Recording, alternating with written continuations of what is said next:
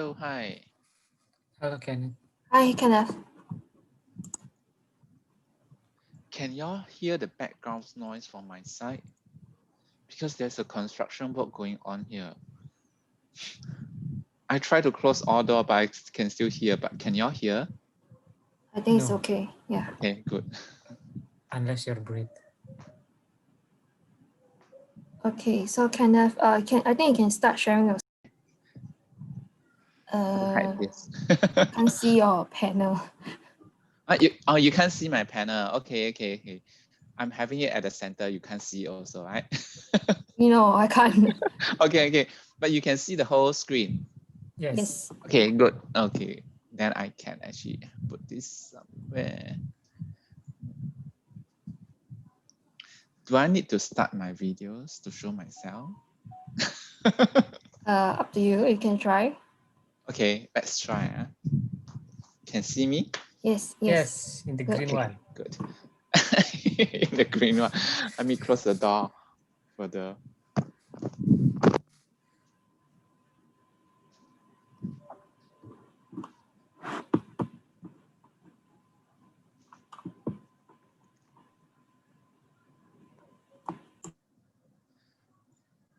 Okay, the question and answer sessions. The question and answer, who will actually moderate it? You'll be you or? Yeah, I will do the moderating. Okay, thank you.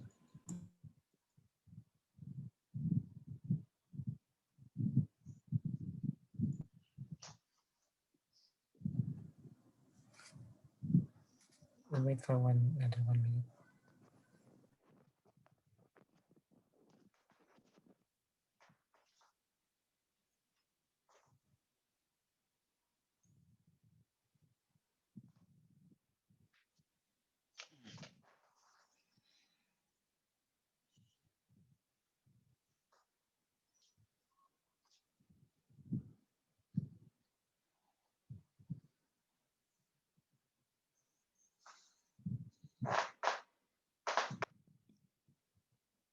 Attendees, there are 4. How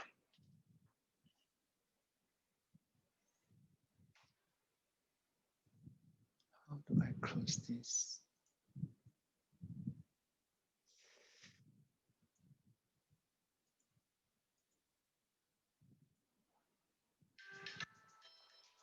Oh, sorry. Yeah, I better put mute.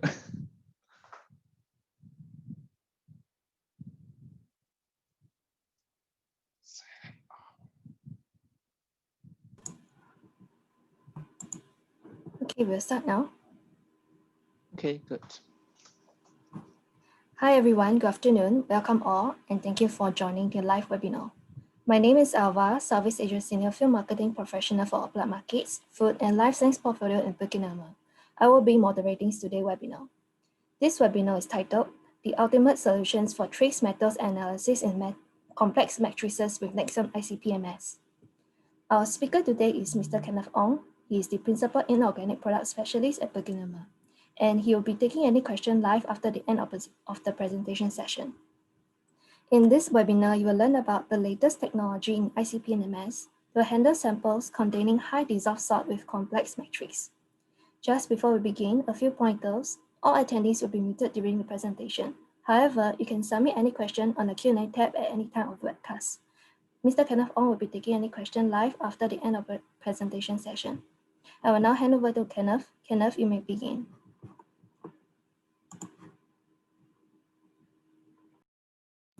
Hi, Kenneth, you are muted.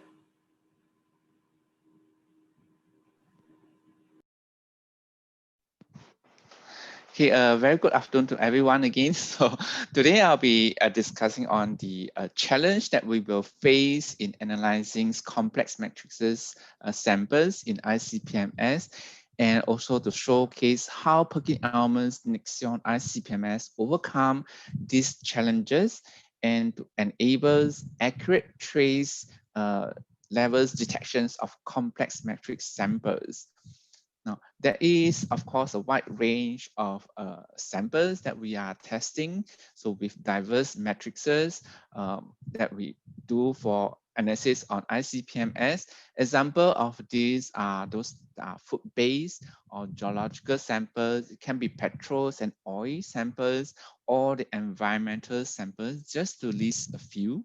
Now, of course, these matrices, you probably will be interested to analyze those trace toxic elements like arsenic, cadmiums, mercury in very low levels.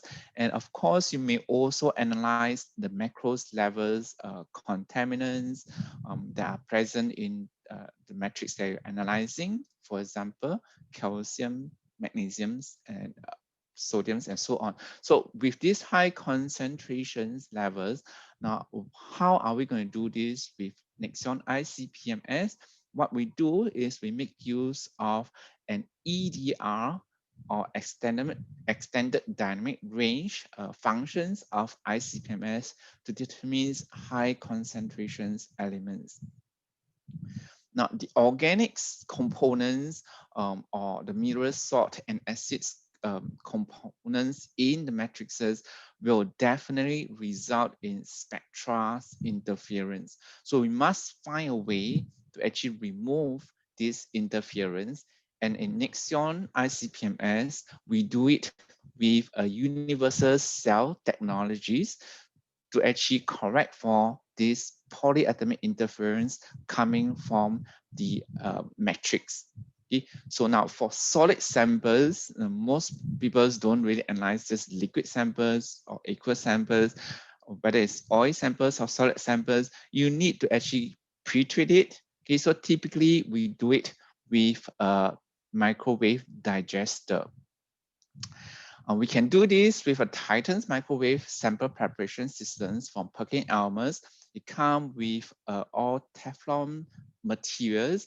Now it's a closed vessel, so it's completely sealed.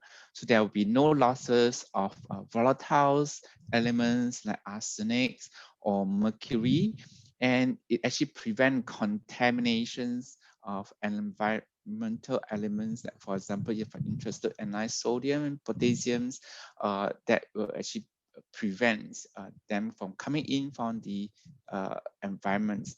Now, of course, since it's a closed matrix, it utilizes pressures and heat to do digestion, so you can actually achieve a complete digestion. Okay. Now let's take, for example, if you were to analyze oil. So how do we digest the oil? Now we can actually add the oil with additions of nitric acid and peroxide. Now we let it sit for 10 minutes. And then after the digestions, we're using these programs. Okay, what we do is we will actually recover the contents, dilute it to a certain extent before we actually inject it for use it for analysis with ICPMS. Now, if you have to analyze mercury, then before the digestions, we will actually add a little bit of the gold. So what this gold does is that it will actually amalgamate with the mercury and keep the mercury stable. Now, towards the end of the digestions, you will definitely get a clear solution, but that doesn't mean that the solution does not contain high salt or high carbons. For example, in this case, if it's oil, you will still end up with a clear solution that contains high carbonous in it. So now we'll see how Nexon ICPMS is going to analyze such complex matrix samples. Now in ICPMS, it's made up of two major components: the mass spectrometers that separates the elements mass by mass for determinations. And the other components, which is very important, is the ICP, inductive coupled plasma. So what this does is actually create ions from the samples. Now the way that PERKINELMER create the plasma is by means of a brand new design RF generators and a load coil. Okay. So let's go back a little bit on our history. So a conventional ICPMS or old design ICPMS that we used to have on our ELAN systems, they are actually driven by the RF generators. Now, when it's driven by RF generators, if there's a sudden change in the plasma loading, it actually requires a mechanical movement of the torch to match the impedance. So such kind of design, the matching of impedance is actually very slow. Okay, so if you have a sudden change in your samples loading, as in the salt in your samples, you may actually get your plasma extinguished. Okay, so the other parts about the old design is use of unbalanced circuitry, meaning to say you have a high voltages at your load coil, but your cones are actually usually grounded. So what could happen is that you will have arcing. Okay, so with the arcings of the currents, okay, what you will get is that you may sputter some metals out from the cones. If that happens, then you may actually have high backgrounds. Okay, so these are all conventional ICP-MS. Now the Nexon 2000s or the 1000 series, the size is small, but it actually includes a lot of patented technologies. And one of these is actually a Lumi coil. Okay, so it actually requires less facilities, require low maintenance. I'll explain a little bit more on load coil later on. Then of course, it comes with a special design, okay, RF generators that is created solely just for ICPMS applications. And of course, it allows us to have very good sensitivity, very rapid switchings between high power and low power, meaning to say we can actually couple the complex matrices very well, yet allows us to achieve very low levels of detections. Okay, so now what we have on our Nexons is that the RF generator is driven by an oscillators. So with the oscillators, what happens is that we can actually get a feedback from the plasma very fast. So if there's a sudden change in the loadings of the samples that contains high salt, now the plasma can respond very fast. Okay, so the impedance matching can be just in the milli or microseconds. Okay, so we can keep the plasma stable, which means you are able to do a long hours of analysis with samples of complex matrices. Okay, so the other important thing is that we are using a balanced circuitry. So what we do is at the load coil, we are actually running two voltages coming in both directions, and they are actually at 180 degrees out of phase. So that virtually keeps the coil neutral. So when the coil is neutral, we will not have arcing. And that is why we can do away with additional piece of consumables that allows arcings to happen there. So in our design, we do not have or we do not require additional piece of consumables. Okay. Now come to the RF generators. These are the commercially available frequency RF generators that are within the ISM band. And when they are within the ISM band, it allows you to have a wide range of RF emissions. So it's allowable. So, but if you have to work outside of this ISM band, and in order to satisfy regulatory requirements, now the emissions levels, the RF emission levels must be very, very small. So in a way, if we were to work outside of this frequency, now the RF frequency that we are using, which is not in this band, is safer, okay, RF frequency to be used. Now, why do we change the frequency? Now, when you have a low frequency RF generators, you actually get a hotter center channels, and of course, you get better desolvations, you get higher sensitivity. But with a low frequency, you are not able to couple with the load batters. Now, in order to couple with the load batters, you need a high frequency plasma.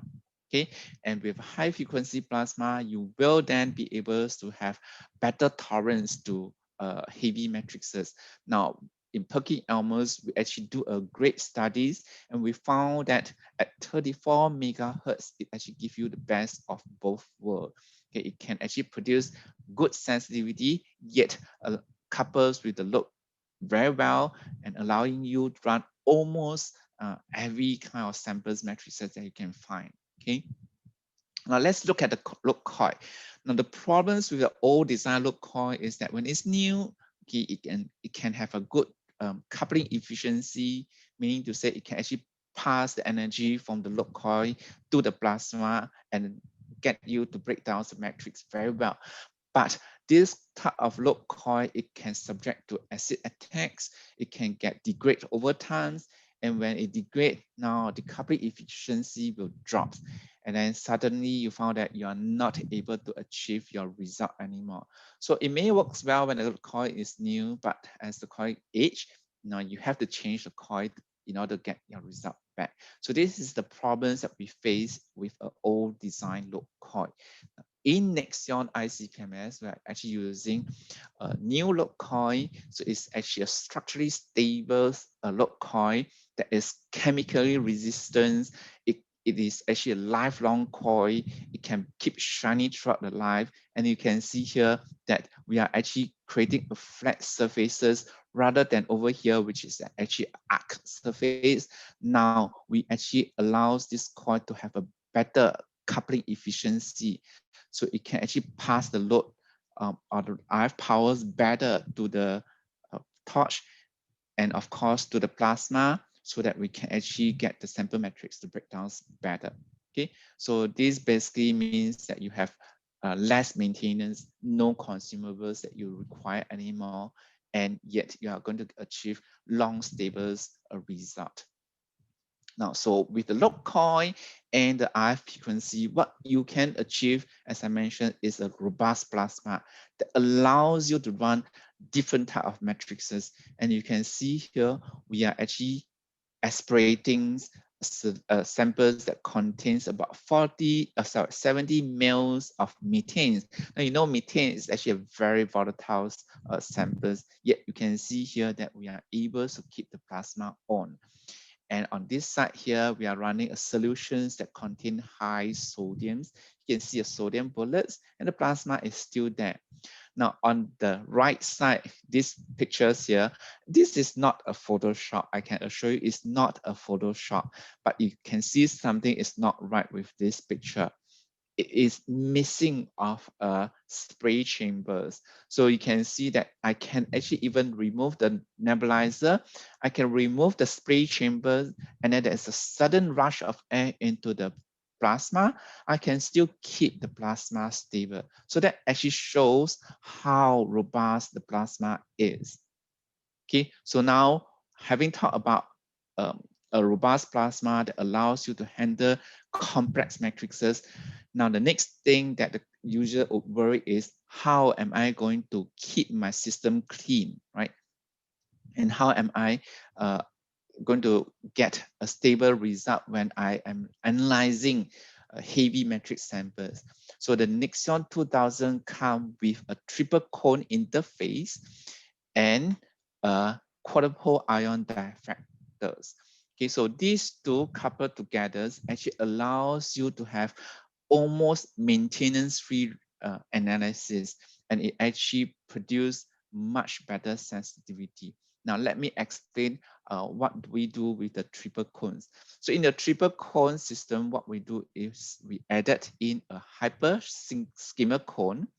Okay, so this hyper skimmer cone, it is added in not for user to have more components to do analysis, to do cleaning, but actually it do something wonder. Okay, let's explain it this way. So in the old design ICPMS, we only have a two-cone system. So with a two-cone system, what happened is that there is a sudden drop in vacuums, right? So when you have a sudden drop in vacuums in between the cones and your high vacuum chambers, the ion beams that emerge out from the cones is actually a diversion beam. So it actually spread out. So when it's actually spread out, you need actually a focusing lens behind the cones or extraction lens to actually refocus back the ion beams.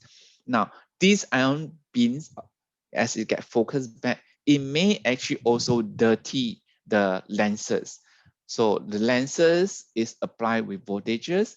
As it get dirty, the signal will start to drift. So this is actually a problem with old design ICPMS where you only have 2 cones. In the Nexon, we actually added in a hyperschema cone. And what this does is that it actually creates a gradual drops in vacuum. So that is actually a gradual step downs in vacuums. And when that happens, the ion beams that actually emerge out is a collimated beam, very fine, narrow focus beam. Okay, so when that happens, there's no requirements for additional focus lens behind the cones. And that's why we can actually do away with maintenance. Now, you may think that, oh, in that case, the hyperschema cones may get dirty. No, not exactly. The cones don't really get dirty. And even if it does get dirty, like for example, if you have to analyze geological samples that you undergo fusions, you have high lithium molecules, you may have high lithium coating on your hyperschema cones. But since this hyperschema cone is not applied with any potential, so even it does get dirty, there's nothing to drift because there's no voltage applied on the hyperschema cone. Okay, so as I said, this create a very narrow focus beam. What happened is behind the cones, now I have a QID, okay, which is a quarter pole, our first quarter pole in our Nexon 2000. What this does is that it will actually bend those charged ions particles 90 degrees to go to the next ion optics before it reach the detectors. Now, those uncharged particles, since they are not going to affect by the electrical fields within the QID, is going to travel in a straight path and it's going to get exhausted out by the vacuums. So it has no chance at all to reach the next ion optics. It has no chance at all to actually reach the detector. So we are able to achieve very low background noise. Now, everybody talk about sensitivity and they mistaken that sensitivity is all about signal. It is not true. Sensitivity is all about signals versus noise. So it's also very important to keep your noise levels to be very low. And that's how we are able to achieve it by using hyperschema cones to focus uncharged particles. So the uncharged particles actually get exhausted out, does not reach the detectors, so it does not create background noise. Okay, so such kind of design also improve on space charge effect. So we are able to achieve better sensitivity for low mass elements, like for example, lithiums and berylliums or borons that are low masses, okay, that usually suffer from space charge effects. Okay, so you may think of, oh, I have a high matrix samples, and I want to do a dilutions. Okay, so a lot of people thought that this is a very unique way or a very brilliant way of actually analyzing high dissolved salt samples. It is not true. Okay, so why some other design ICPMS, they need to actually tell you to actually do an aerosol dilutions, basically because their cones orifice is very small, so they cannot take high dissolved salt. So in our case, as you see in the previous explanations, even if I have high dissolved salt samples, so those uncharged particles will never dirty my ion optics, and our orifice for the cones is huge, so it does not actually block by high dissolved salt samples. Now, the way that we do aerosol dilutions, we call it AMS. Okay, is actually add in argon gas to actually suppresses the signals, right? It actually reduces the salt intake. It will also suppress the signals. Now imagine if I were to analyze samples that contain high salt, but what I'm going to analyze is mercury, cadmium, arsenic, they are actually at very low levels. Yet I'm going to actually do an aerosol dilution, dilute the samples, then I may end up not able to analyze those elements that are already in trace levels. Now I'm going to show you examples of how we are going to analyze trace toxic elements together with macros elements without using AMS systems. We can do a direct analysis and yet analyzing high concentrations as well as trace toxic levels elements, okay, on a subsequent slide that I follow. Okay, so next, okay, after you remove all your uncharged particles, the next challenge that you will face is polyatomic interference. For example, analysis of chromium mass 52. Okay, so your samples, let's say it's oil samples or even it's actually environmental samples, you will have some carbon. Okay, so carbon mass 12 add on to argon that form the plasma is actually mass 52. And it's going to be interfering your chromiums. So how are we going to do this is that we can actually use a collision mode to actually remove the polyatomic interference, or we can use a reaction mode to actually remove the polyatomic interference. Now let's explain a little bit on collision mode. So in a collision mode, we are actually using a helium gas or neutral gas to actually start to collide with the polyatomic interference. Okay, so this is, in this case, the molecular interference must be a huge interference. So in this example here, arsenic is small and argon with a chloride, which is the interference of arsenic, is a huge molecule. So I only need to flow a little flow of helium gas and I can actually get it reduced, right? Get it removed. So I'm going to show you an animation here. So I fill the cell with helium gas. Now imagine now here that the green sphere is actually my arsenic and the red sphere here is actually my argon with a chloride. So of course they are huge molecules. The helium will start to collide and collide. Okay, so heliums have no selectivity because it's just based on surface area. So it's going to collide with the polyatomic interference that are larger. So again, here you can see there's no selectivity. Whoever come into the path of the helium, it will actually collide. And of course, those that collide will actually slow down. So it losses in kinetic energy. But you can also see some of the arsenics. Unfortunately, it actually suffers collisions with the helium gas. It also reduces in kinetic energy. Okay, so as the ion pass through between the cell and the main chloropole, we create an energy barrier. Okay, so it's just a potential differences. So those that have enough energy will actually pass through. Okay, so it will pass through and get separated out by the main chloropole. Those that actually reduces in energy will actually get trapped. So that is how a kinetic energy of cell, a collision cell works. Okay, so it is not a very clean removals of interference. And if you were to think of a system such as this, where you have vanadiums that you need to analyze, and the interference is actually chlorine with oxygen, the size is almost as big as vanadium.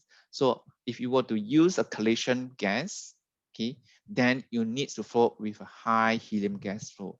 Unfortunately, in such instance, you're going to also reduce the sensitivity for vanadium. So we are going to see how we are going to do it. Okay, so with reaction modes. So in the reaction modes, we are going to throw in 100% ammonia gas to drive the reactions to completions. Because with the ammonia gas now, we are based on selectivity. There's no need for us to flow high flow. However, you must actually take care of intermediates or side reactions. For example, the formations of CrNH2 will be at mass 51 and is going to interfere your vanadiums at mass 51. So You can see in this chart here, we are making use of a RPQ parameters, okay, to actually allows us to distinguish between a signals that or samples that contain vanadiums versus samples that don't contain vanadiums. So what we do is that we actually get the cell, okay, to create a band pass. Okay, so what it means is that the cell will only keep a certain mass to be stable in the cell. Okay, so what can happen in the cell is that the ClO, as it gets introduced into the cell, we add ammonia gas. Okay, so now the ClO positive charge is going to pass the charge to ammonia gas. So this is mass 17, and this is uncharged particles. It will get pulled out by the vacuums. Unfortunately, as I mentioned, ClO positive charge is also going to form this direction. Okay, so the Cl will retain the charge. If our cell cannot take the Cl positive charge out, it's going to react with ammonia gas. Then it's going to create this side reaction. Okay, and it's going to interfere on my vanadiums. So as I mentioned, if I can keep the cells to say that it can only allows mass above 40 to be stable, then if Cl positive charge is formed, it will get purged up by the cell. Okay, so this is what is happening here. Okay, so I fill the gas, the cell with ammonia gas now, and you can see here we have a quadruple pole. So of course, the quadruple system is able to create a mass range for it to be stable. Okay, so we are saying that only mass above 40 is stable in this case, right? So the interference will actually now be selectively react off with by the ammonia gas. The vanadiums now is not going to react with ammonia gas, so it's going to just pass through. And of course, as I mentioned, even if Cl positive charge is formed, okay, the cell is going to say you are not above 40, I will take you out from the cell. And that's how we remove polyatomic interference. Now the vanadiums will actually pass through together with other masses. Then this is going to say focus mass 51 to get the vanadiums detected. Okay, so in this way of doing analysis, you can see that we have a very clean removals of interference, yet not reducing the signals. Okay, and that is why we are able to analyze, okay, vanadiums and chromiums in 20% of hydrochloric acid with very good detection limits and with very low background equivalence concentrations. Okay, so these values actually tells you that we are able to remove all the polyatomic interference coming from ClO, and we are able to actually prevent the formations of Cl and H2. Okay. So just now is examples of using ammonia gas in the reaction modes to react with the interference. I can also use oxygen gas, okay, in a reaction modes to actually react with the analyte. So in this case, we are going to get oxygen gas to react with the arsenic. So arsenic is going to form arsenic oxide, and we are going to get the main chloropole to focus now mass 91. So basically the Q1 now act like a MS is going to focus a mass range of between 70 to 80. So arsenic at mass 75 is going to get focused into the cell. Okay, the cell will add in oxygen gas, and it's going to react the arsenic to become arsenic oxide, and Q3 will focus now arsenic oxide mass 91. So we are detecting arsenic as arsenic oxide. Okay, so you can see here with a flow of a pure oxygen gas about 0.7 to 0.8 range, we are able to convert the arsenic to arsenic oxide. Okay, and then we can have a good sensitivity, okay, of detecting arsenic in even a high concentrated hydrochloric acid. So that will means that if you have samples that contain chloride, environmental samples that contain chloride, you can actually make use of this oxygen gas to analyze your arsenic with a very good accuracy. Okay, so beside arsenic, now the other things that oxygens can do is for the analysis of mercury. So mercury is at mass 200 and 202. Unfortunately, some samples, environmental samples, you may actually have tungsten. Okay, and tungsten like to form oxide. So what happens is that it will form oxide, and it is actually interference at mass 200 and 202, which is actually the isotopes of mercury. Okay, so what we do is that now we run a samples, wastewater samples. Okay, so this is without oxygen. You can see that if I have tungsten, then tungsten will actually appears, okay, around the isotopes of mercury, and you're going to detect a false high in mercury. So what we do is we are going to flow very high flow of oxygen gas flow. Okay, when I say very high flow, it's just probably about 2 mils of oxygen gas flow. And we are able to change the tungsten to tungsten dioxide. So we are moving it away from mercury, and that is how we are able to analyze mercury using oxygen gas in the presence of high tungsten. Okay, so earlier on, I mentioned that I may have to analyze samples that contain high concentrations elements. So what the cell can do, okay, is the same cell that I add oxygen gas. Now, this same cell can actually have parameters, which we call RPA parameters. It acts like an aperture. So when we're actually analyzing low concentration elements, we actually open up the apertures. And when we are actually analyzing high concentration elements, we close down the apertures.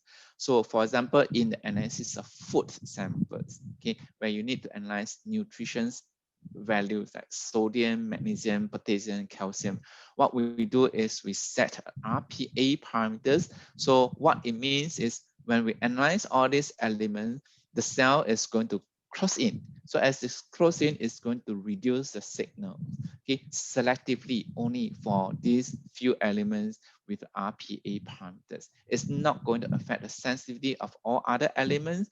So what we can do is we can create a series of calibrations with different concentrations. So those that are in high concentration and those that are in low concentrations. And you can see here, this is a chromium in ppb levels. And I can actually calibrate for sodium and potassium up to 200 ppm.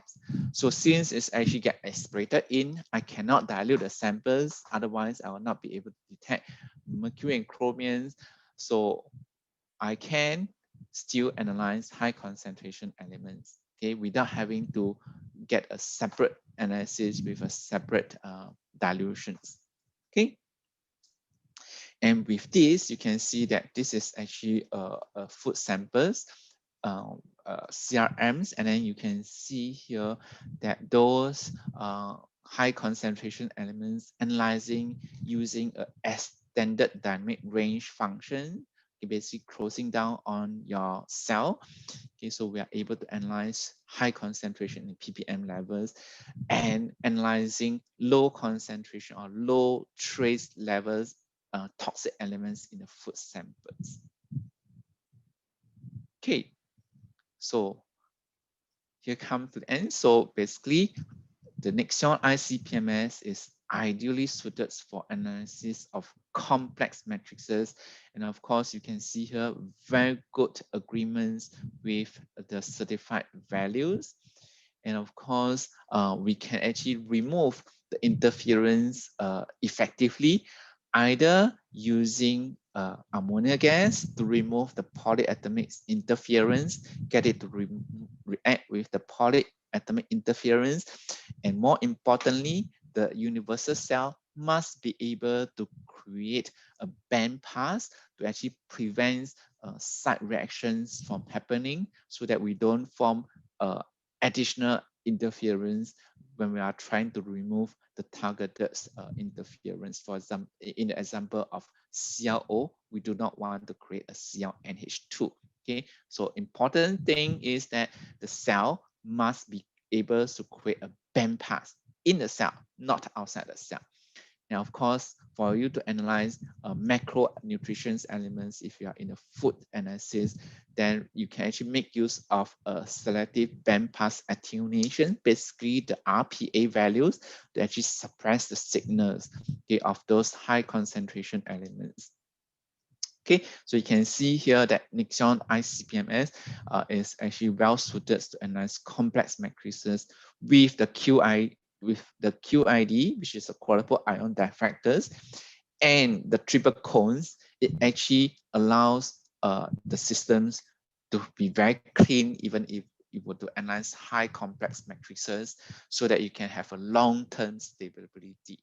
Okay, now that is on NexION. So just a short note that we have just launched a Nexon 5000, which is a multi-quadruple ICPMS.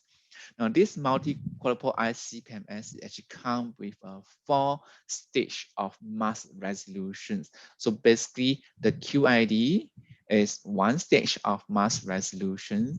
It comes with another stage of mass resolution that is single mass resolutions, and it can be custom down to a 0.3 atomic mass resolutions. So it's something that other design ICPMS would not be able to do. Okay, so with that, now we can have a better control of the reactions mode. Like for example, in the analysis of vanadiums, okay, so now we can actually further reduce the levels of chlorides from entering the cell, okay, so that we do not actually create the Cl and H2 interference. We do not leave it to the cell to work hard to get the interference rejected. Okay, so in this way, we are able to get a better reaction controls. Now, in the mass shift mode, for example, I want to do analysis of just now the case of arsenic, changing it to arsenic oxide. Now, instead of leaving to the first quadruple here, which is our QID, to focus in a range of mass from 70 to 80, now we are going to target in mass 75 precisely. So we are going to actually focus in arsenic into the cell, and then we get the cell to fill with oxygen gas, react the arsenic to arsenic oxide, and now we have a better precise mass shift operations.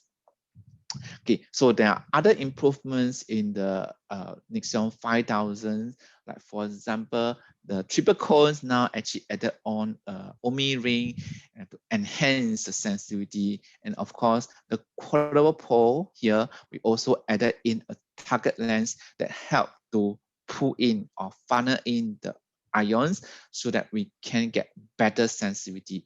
Now comparing the Nexon's 5000 versus the 2000, the sensitivity of Nexon 5000 is about 5 times that of a Nexon 2000. Yet we are able to achieve very, very good background equilibrium concentrations. As I mentioned, sensitivity is not just about signal, it's signals versus noise. So this 5000s, we are still able to achieve very, very low backgrounds because of triple cones interface being used. Because of the QID, we do not get uncharged particles to reach our detectors, and we are able to keep the ion optics very clean. Okay, so with that, I thank you for your attention. Thank you, Kenneth, for the presentation. We'll now start the Q&A session.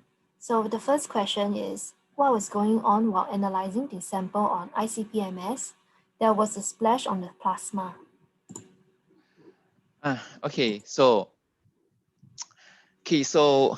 if there's a splash in a plasma, I would suppose you means that you did not connect your drain properly, and then you flooded your spray chambers, and what happened is that it's going to have a splash of whatever liquids in the spray chambers into the plasma. In these cases, or in this type of scenario, you probably will extinguish your plasma. Okay, so but in Nexon 2000 or Nexon 5000, okay, the splashing is not going to be just sudden. So once you have a sudden flood in your spirit chambers, you may get a little bit of liquid being drawn in. So what you will hear is a pop sound. So the plasma will start to pop, but it will not extinguish. Okay, in our case, NexION 2000 or 5000, it will not extinguish. You will hear a pop sound. The plasma is still light. Okay, so what you need to quickly do is to flush out your drain. Okay, and if you were to flush out your drain, the plasma is still there, and you are able to still continue your analysis. Okay, so in our old design, like in our ELANs, which we have discontinued. Now, if you have a sudden splash of just a little bit of liquid going into your injectors, your plasma will extinguish. And this is probably the same case in other design ICPMS where they do not use the Coil, or they do not actually use a frequency that is high enough. Okay, as I mentioned, low frequency plasma actually are less stable. It is good for actually couple with the load. Okay, sorry, it is good to actually get your sample dissolvated to form more ions, so have more sensitivity, but it cannot actually couple with the load very well. So if a sudden change in a plasma load, as in a splash, the plasma will extinguish. Okay, so that is old design. In a new design, you will hear a pop sound, and of course you have to quickly drain out your space chambers. However, having said so, if you hear a pop sound and you still ignore it, of course, when there's too much of liquid get into your plasma, the plasma will still extinguish. Okay. Thank you, Kenneth. Okay, we'll wait for about 1 minute to see any more questions.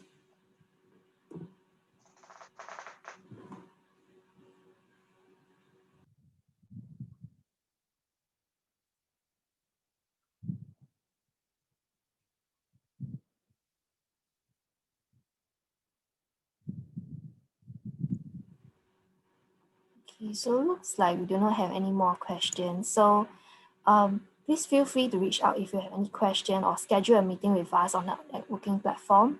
So thank you for joining us and have a great day ahead. Thanks, Kenneth. Thank you. Have a great day, everyone. Bye-bye. Thank you. Bye. Oh, there's the questions. Sorry. There was a question here. What is the recommended mass number for standard modes? And Perhaps want to follow up with them later. Okay. Yeah, sure. we'll end soon. Yeah. Okay, thank you. Thank you. Bye-bye. Bye.